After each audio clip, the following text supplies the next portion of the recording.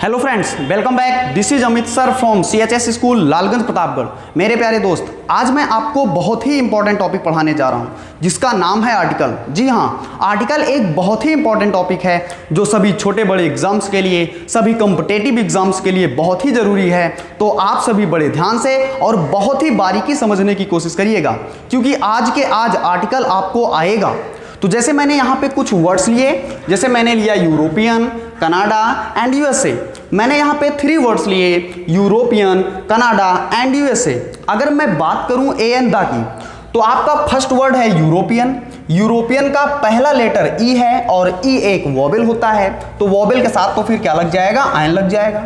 अगर आपको ऐसा ही लग रहा है ना, तो बिल्कुल गलत लग रहा है, क्योंकि यूरोपियन के साथ एन नहीं आएगा, ए आएगा। अच्छा, नीचे 2 वर्ड्स और हैं, कनाडा एंड USA। दोनों कंट्रीज के नेम हैं, तो अगर इनके साथ मैं दा लगा दूं तो USA के साथ तो दा आएगा, लेकिन कनाडा के साथ दा नहीं आएगा। और क्यों आएगा, क्यों नहीं आएगा, इन्हीं रीजंस को जानने के लिए आपके लिए ये वीडियो बनाई गई है। और बड़े ही रिसर्च के बाद, बहुत ही खोजबीन करने के बाद मैंने इसमें ऐसे ऐसे कॉन्सेप्ट क्लियर करे हैं जिनको आपको अभी तक नहीं पता है। तो आप सभी फटाफट इस पूरे वीडियो को देख लीजिए और अपना अपना कॉन्सेप्ट क्लियर कर लीजिए। और हाँ, अगर आपने इस पूरे वीडियो को ध्यान से देख लिया ना, तो आने वाले टाइम में आपको आर्टिकल को लेके तो कोई भी प्रॉब्लम नहीं होने वाली है। And now let's take some examples here. I took some examples here and according to the examples we have to understand this। and मुझे पता है कि मेरे सभी दोस्त बहुत ही इंटेलिजेंट हैं और उन्हें पता है कि इंग्लिश लैंग्वेज में 26 अल्फ़ाबेट होते हैं, जिनमें से 5 वोवेल्स होता है और 21 कंसोनेंट्स होता है। अब मैंने यहाँ पे आपके सामने कुछ वर्ड्स लिखे हैं। अब हमें करना क्या है, हमें सिर्फ इतना सा करना है कि जैसे कि आपको अभी तक कॉन्सेप्ट पता है ए और एन लगाने का, उसी के बेस पर हम यहाँ पर ए और एन लगाने वाले हैं। तो आपका तो कॉन्सेप्ट यही कहता है ना सर, कि जब किसी वर्ड का पहला लेटर कॉन्सोनेंट होता है तो वहाँ पे ए का यूज़ करते हैं, और जब किसी वर्ड का पहला लेटर वोवेल होता है तो वहाँ पे एन का यूज़ करते हैं। तो उसी के बेस पर हम यहाँ पर ए और एन लगाने वाले हैं। तो जैसे यहाँ पे वर्ड है हॉर्स। अब हॉर्स का जो फर्स्ट लेटर है ये कॉन्सोनेंट है, तो यहाँ पे ए आ जाएगा। उसी तरह यहाँ पे भी ए आ जाएगा, यहाँ पे भी ए आ जाएगा, यहाँ पे भी ए आ जाएगा। क्यों? क्योंकि इन सभी का जो फर्स्ट लेटर है वो कॉन्सोनेंट है। अच्छा जी, अब यहाँ पे आपका वर्ड है यूजेज। अब यूजेज का जो फर्स्ट लेटर है वो वोवेल है, और वोवेल है तो फिर क्या आ जाएगा, एन आ जाएगा। उसी तरह यहाँ पे भी एन आ जाएगा, यहाँ पे भी यू ही है, एन आ जाएगा, यहाँ पे भी फर्स्ट लेटर यू है, एन आ जाएगा। लेकिन अगर आपको लग रहा है कि यहाँ पर इन सभी के साथ एन आएगा ना, तो आपको बिल्कुल गलत लग रहा है।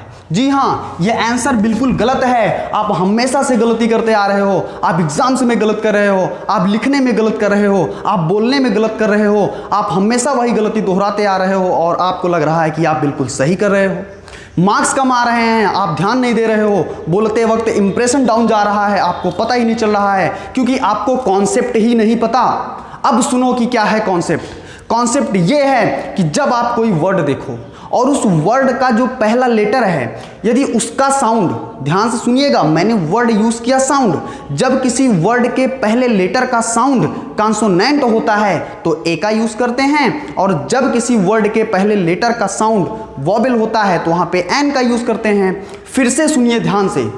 और मैंने एक बात आपको स्टार्टिंग में ही बताई है कि जब आप अमित सर की क्लास देखो ना, जब आप अमित सर का वीडियो देखो ना, तो आप कॉपी पेपर पेन लेके बैठो, क्योंकि लिखना है तो आप लिखो, इसको नोट डाउन करिए। मैंने कहा कि जब किसी वर्ड के पहले लेटर का साउंड कॉन्सोनेंट होता है तो वहाँ पे ए का यूज़ करते हैं, और जब किसी वर्ड के पहले लेटर का साउंड वोवेल होता है तो वहाँ पे एन का यूज़ करते हैं। तो उसी तरह यहाँ पे आपका वर्ड है यूजेज। अब यूसेज का जो पहला लेटर है वो यू है, यू एक वोवेल है, लेकिन जब इसका हमने प्रोनाउंसिएशन किया, इसको जब हमने पढ़ा, तो इसका साउंड क्या हुआ, यूजेज, यानी या आ रहा है। यू का उच्चारण क्या हो रहा है, या आ रहा है। और या तो एक व्यंजन होता है या तो एक कंसोनेंट होता है, तो यहाँ पे फिर एन नहीं होगा, यहाँ पे ए आ जाएगा। ठीक उसी तरह यूनाइटेड। अब यूनाइटेड में यू है, यू एक वोवेल है, लेकिन इसका प्रोनाउंसिएशन करने पर, इसको पढ़ने पर इस यू का उच्चारण या हो रहा है। और या एक कंसोनेंट होता है, उसी तरह यहाँ पे ए आ जाएगा। ठीक उसी तरह यहाँ पे भी ए हो जाएगा, यहाँ पे भी ए हो जाएगा। अच्छा मैंने यहाँ पे एक वर्ड लिखा, हमने लिखा अम्ब्रेला, हमने लिखा अम्ब्रेला। अब अम्ब्रेला में यू ही है, लेकिन इस यू का जो उच्चारण है, इस यू का जो प्रोनाउंसिएशन है वो आ हो रहा है, और आ एक स्वर होता है, ये एक वोबेल होता है, और वोबेल के साथ क्या आएगा, एन आएगा। उसी तरह यहाँ पे सबके साथ ए लगा हुआ है, जो कि लॉजिकल है, क्योंकि इन सभी का पहला लेटर कंसोनेंट है, और पढ़ने पर भी ये कंसोनेंट ही आ रहा है, क्योंकि हॉर्स, अब यहाँ पे एच लगा है, कंसोनेंट है, क्लियर। लेकिन इसको हमने जब पढ़ा तो इसका उच्चारण हा हो रहा है ना, और हा तो एक व्यंजन होता है, कंसोनेंट होता है, तो ए आ जाएगा। उसी तरह टाइगर है, अब टाइगर यानी टी कंसोनेंट है, और पढ़ने पर भी टा ही तो आ रहा है, और टा एक कंसोनेंट होता है, एक व्यंजन होता है, इसलिए यहाँ पे ए आ जाएगा, क्लियर। अब हम कुछ एग्जाम्पल्स लेंगे, कुछ सेंटेंसेस लेंगे, और उस सेंटेंसेस के जरिए हम अपना ए और एन का कॉन्सेप्ट जो है और भी क्लियर कर लेंगे। अब मैंने यहाँ पे कुछ सेंटेंसेस लिए, और इन सेंटेंसेस के जरिए हम अपना ए और एन का कॉन्सेप्ट और भी क्लियर कर लेंगे। जैसे फर्स्ट सेंटेंस है, ही इज ... टीचर। अब टीचर का जो फर्स्ट लेटर है वो टी है, और टी का जो प्रोनाउंसिएशन हो रहा है वो टा हो रहा है, और टा एक व्यंजन है, एक कंसोनेंट है, और जब कंसोनेंट है तो यहाँ क्या आ जाएगा, ए आ जाएगा। सेकेंड सेंटेंस है, आई हैव ... अम्ब्रेला। अम्ब्रेला का जो फर्स्ट लेटर है वो यू है, यू एक वोबेल है। अब यू का जो प्रोनाउंसिएशन हो रहा है वो आ हो रहा है, और आ एक स्वर होता है, एक वोबेल होता है, तो यहाँ पे क्या आ जाएगा, फिर एन आ जाएगा, क्लियर। थर्ड सेंटेंस है, here is ... X-ray plant. X-ray plant का जो यहाँ पे फर्स्ट लेटर है वो एक्स है, एक्स एक कंसोनेंट है, तो क्या करें, यहाँ पे ए लगा दें, नहीं, ए यहाँ पे नहीं आएगा, क्योंकि एक्स का जब हम प्रोनाउंसिएशन कर रहे हैं तो हो रहा है एक्स, यानी इसका जो फर्स्ट लेटर है वो ए आ रहा है, प्रोनाउंसिएशन करने पर ए आ रहा है फर्स्ट लेटर, और ए तो एक वोबेल होता है, तो यहाँ पे क्या आ जाएगा, एन आ जाएगा। अब यहाँ पे ये मत ध्यान दो कि यहाँ पे लिखा कंसोनेंट है और सर जी ने यहाँ पे एन लगा दिया, इसका प्रोनाउंसिएशन क्या हो रहा है वो मायने रखता है, प्रोनाउंसिएशन में तो वोबेल आ रहा है ना, तो एन आ जाएगा, क्लियर। नेक्स्ट सेंटेंस है, सी इज ... नर्स। अब यहाँ पे नर्स का जो फर्स्ट लेटर है वो एन है, और इस एन का उच्चारण हो रहा है ना, नर्स ना, और ना एक व्यंजन है, एन एक कंसोनेंट है, इसलिए यहाँ पे ए आ जाएगा। फिफ्थ सेंटेंस है, ही इज ... MLA। अब MLA का जो फर्स्ट लेटर है यहाँ पे एम है, एम एक कंसोनेंट है, लेकिन प्रोनाउंसिएशन करने पर हो रहा है एम, यानी ए आ रहा है, पहला लेटर ए आ रहा है, और ए एक वोबेल होता है, और वोबेल के साथ तो फिर क्या लग जाएगा, एन लग जाएगा। अच्छा, उसी तरह जैसे यहाँ पे हमें लिखना हो SDO, तो इसके पहले यहाँ पे क्या आएगा, ए आएगा कि एन आएगा, आप बताओ मुझे। वेरी गुड, यहाँ पे क्या आ जाएगा, एन आ जाएगा। क्यों, क्योंकि यहाँ पे SDO एस, अब इसका जब हमने प्रोनाउंसिएशन किया तो हो रहा है एस, ए आ रहा है, और ए एक वोबेल है, इसलिए एन आ जाएगा। अच्छा, जैसे मैंने यहाँ पे एक और लिखा, यूके प्लेन, हमने यहाँ पे लिखा है यूके प्लेन। अब आप बताओ इसमें क्या आएगा, ए आएगा कि एन आएगा। वेरी गुड, यहाँ पे क्या होगा, यहाँ पे ए आएगा। क्यों, क्योंकि इस यू का उच्चारण, यू यहाँ पे भले ही वोबेल है, लेकिन इसका प्रोनाउंसिएशन, इसका उच्चारण तो या हो रहा है, और या हो रहा है, या तो एक व्यंजन होता है या एक कॉन्सोनेंट होता है, इसलिए यहाँ पे ए आएगा। यानी कहने का सेंस यह है मेरे दोस्त, मेरे बच्चे, मेरे भाई, कि जब कभी भी आप ए और एन का यूज करना तो आप रिटन पर मत जाना, लिखा क्या गया है उसको आप कभी मत ध्यान देना, हमेशा स्पोकन पर जाना, हमेशा उसका प्रोनाउंसिएशन करना, उसको आप पढ़ना, और पढ़ने पर यदि फर्स्ट लेटर वोबेल हो रहा है तो एन लगा देना बिना सोचे समझे, और पढ़ने पर यदि कंसोनेंट हो रहा है पहला लेटर तो आप ए लगा देना बिना सोचे समझे, आप कभी मत हिचकना। अब ये मत ध्यान देना कि लिखा वोबेल है कि लिखा कंसोनेंट है, भले ही वोबेल लिखा है लेकिन प्रोनाउंसिएशन करने पर कंसोनेंट आ गया तो ए लगा दो, भले ही लिखा कॉन्सोनेंट गया है, लेकिन प्रोनाउंसिएशन करने पर यदि वॉवेल आ रहा है तो आप एन लगा दो। क्लियर? आई होप कि आपको ए और एन का यूज समझ में आ गया होगा। अब हम लोग चलेंगे द के ऐसे यूज पर जो आपको अभी तक नहीं पता। सो डियर गाइस, द के यूज के लिए मैं आपसे कुछ शेयर करना चाहता हूं। तो लास्ट वीक मेरा बर्थडे था और मेरे बर्थडे पे मेरे पिताजी ने मुझे ये वाली पेन गिफ्ट करी थी। तो ये वाली पेन मेरे पास हमेशा रहती है। तो आपको याद है ना ये वाली पेन? तो अगर हमें इसकी अंग्रेजी बनानी होगी तो हम क्या बनाएंगे? हम लिखेंगे दिस इज द पेन। अच्छा, इसके अलावा मेरे पास एक और पेन है, हाँ है ये वाली पेन। अगर मुझे इसकी अंग्रेजी बनानी होगी तो हम क्या बनाएंगे? This is a pen. अच्छा, जो मेरे पिताजी ने मुझे गिफ्ट करी थी उसके लिए लिखा मैंने दिस इज द पेन, और जो मेरे पास एक और पेन है उसके लिए लिखा मैंने दिस इज अ पेन। अच्छा, इन दोनों सेंटेंस में डिफरेंट क्या है? इनमें डिफरेंट है कि इसमें द का यूज किया है और इसमें ए का यूज किया है। अच्छा, इसमें द का यूज मैंने क्यों किया? क्योंकि जो मेरे पिताजी ने मुझे गिफ्ट करी थी ये मेरे लिए खास पेन है, ये आम पेन नहीं है, ये खास पेन है, इसलिए मैंने यहाँ पे द का यूज़ किया। और जो ये मेरे पास दूसरा वाला पेन था ये मेरे लिए एक आम पेन है, तो इसके लिए मैंने ए का यूज़ किया। तो कहने का सेंस ये है मेरे दोस्त, मेरे बच्चे, कि जब किसी खास वस्तु के लिए, जब किसी स्पेशल वस्तु के लिए आप यूज़ करोगे तो आपको द का यूज़ करना है, और जब किसी आम चीज़ के लिए आप यूज़ करोगे तो आपको ए का यूज़ करना है। अब आप सोच रहे होंगे कि इन दोनों सेंटेंस में सही कौन सा है? तो ये दोनों ही सही है। एग्जाम्स में क्या होते हैं कि कभी कभार दोनों सेंटेंस दे देते हैं, जैसे दे दिए दिस इज द पेन और दे दिए दिस इज अ पेन, तो आप कंफ्यूज कर जाते हो कि सही कौन सा होगा। शायद उसमें थर्ड ऑप्शन दिया हो नो इम्प्रूवमेंट का, और आप वहीं पे कंफ्यूज कर जाते हो। तो ये तो रहा डिफ्रेंशिएट बिटवीन द एंड ए। अब हम लोग द के ऐसे ऐसे फैक्ट जानेंगे जो अभी तक आपको नहीं पता। सो डियर गाइस, द के यूज़ के लिए हम लोग आगे बढ़ते हैं, और सबसे पहले हम लोग ये जानेंगे कि द का यूज़ कहाँ कहाँ नहीं करते हैं। तो द का यूज़ हम लोग कंट्री के नेम के पहले नहीं करेंगे। जैसे कि वीडियो के शुरू में ही मैंने आपसे बात करी थी कि कंट्री के नेम के पहले आपको द का यूज़ नहीं करना है। वहाँ पे मैंने दो वर्ड लिए थे, एक लिया था कनाडा, दूसरा लिया था यूएसए। तो कनाडा के नाम के पहले तो मैंने द का यूज़ नहीं किया था, लेकिन यूएसए के नाम के पहले मैंने द का यूज़ किया था। क्यों? क्योंकि यूएसए कंट्री नहीं है, बल्कि वो कंट्री का एक ग्रुप है, और जब भी कंट्री का कोई ग्रुप होगा तो उसके नाम के पहले हमें द का यूज़ करना है। जैसे यूएसए हो गया, यूएई हो गया, यूएसएसआर हो गया, तो इन सभी के नाम के पहले हमें द का यूज़ करना है। अच्छा, मैंने एक वर्ड और लिखा, इंडिया। तो क्या इंडिया के नाम के पहले हम द का यूज़ करेंगे? नहीं करेंगे। वेरी गुड, क्योंकि इंडिया भी तो एक कंट्री ही है, और कंट्री के नाम के पहले हमें द का यूज़ नहीं करना है। यानी कोई सा भी कंट्री हो, हमें उसके नाम के पहले द का यूज़ नहीं करना है।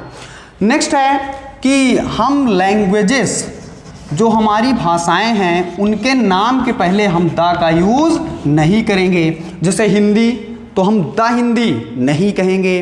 इंग्लिश, हम द इंग्लिश नहीं कहेंगे। तो लैंग्वेजेस के नाम के पहले हमें द का यूज़ नहीं करना है। अब जैसे हमें बोलना हो आई एम स्पीकिंग इंग्लिश, तो हम ये थोड़ी बोलेंगे कि I am speaking the English, तो द नहीं होगा, हो जाएगा I am speaking English. Next आपका कॉन्सेप्ट है कि सिटीज़ के नाम के पहले हम द का यूज़ नहीं करते हैं। यानी जैसे दिल्ली, तो द दिल्ली नहीं होगा। मुंबई, द मुंबई नहीं होगा।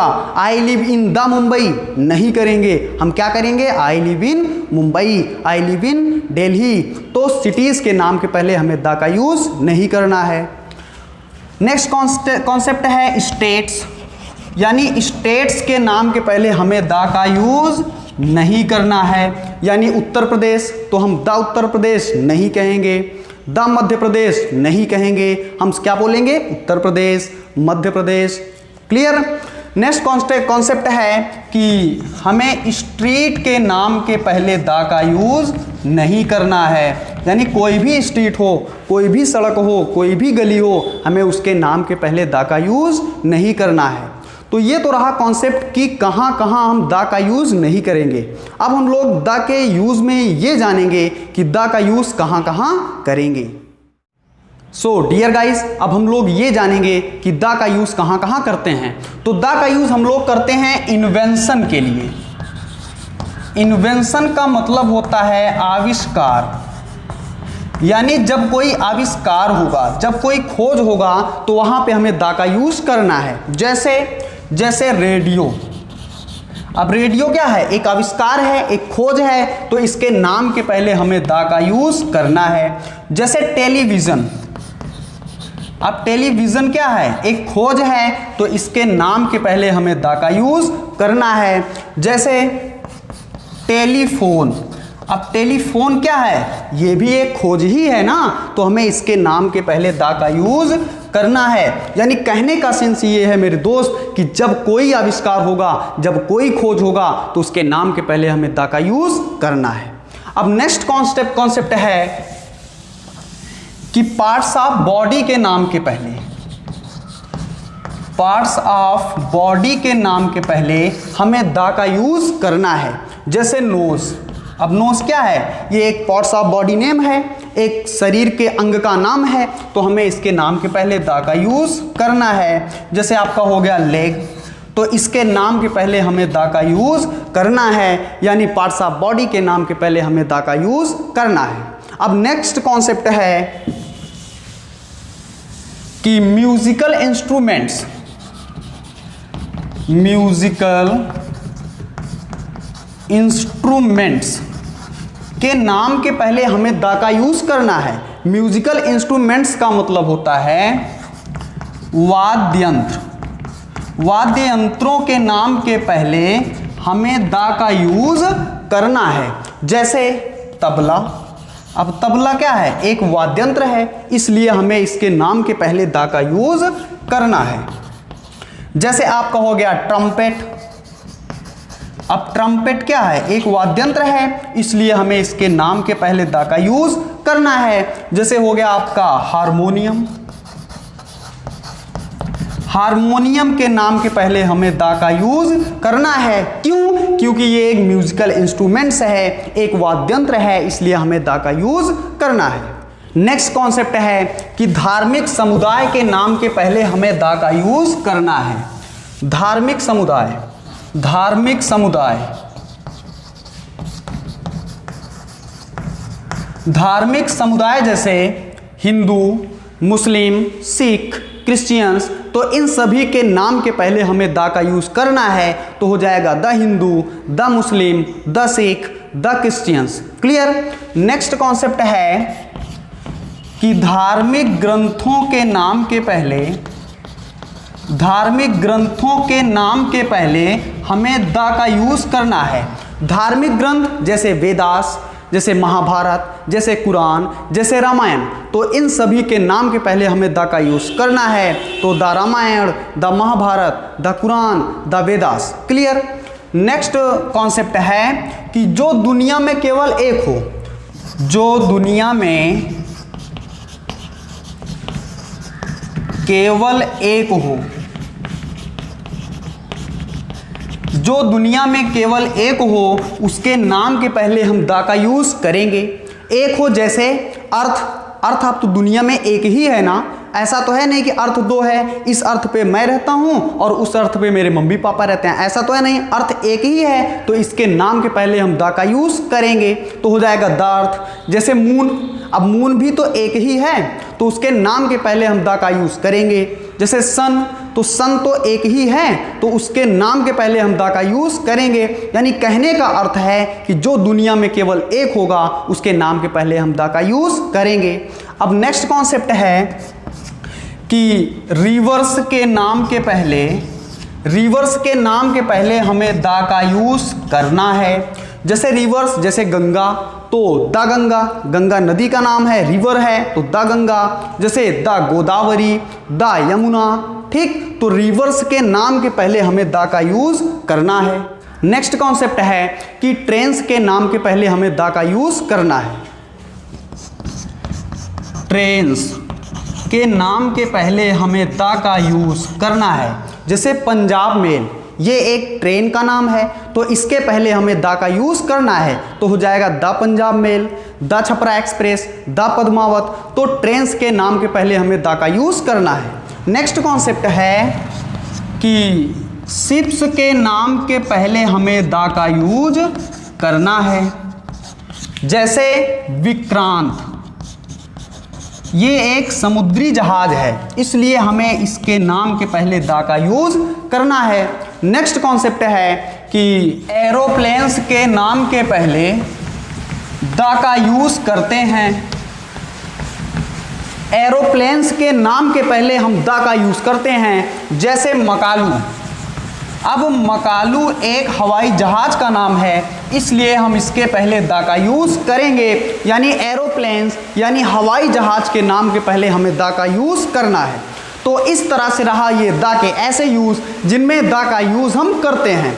तो आप सभी को इसको पढ़ना है, करना है, और आई होप कि आपको समझ में आ गया होगा। और अगर अभी भी नहीं समझ में आया है तो आप इस वीडियो को एक बार नहीं, 2 बार, 4 बार, 10 बार, 15 बार, 20 बार, जब तक ना समझ में आए तब तक आप देखो। आई होप कि आपको ज़रूर समझ में आ जाएगा। Thank you very much.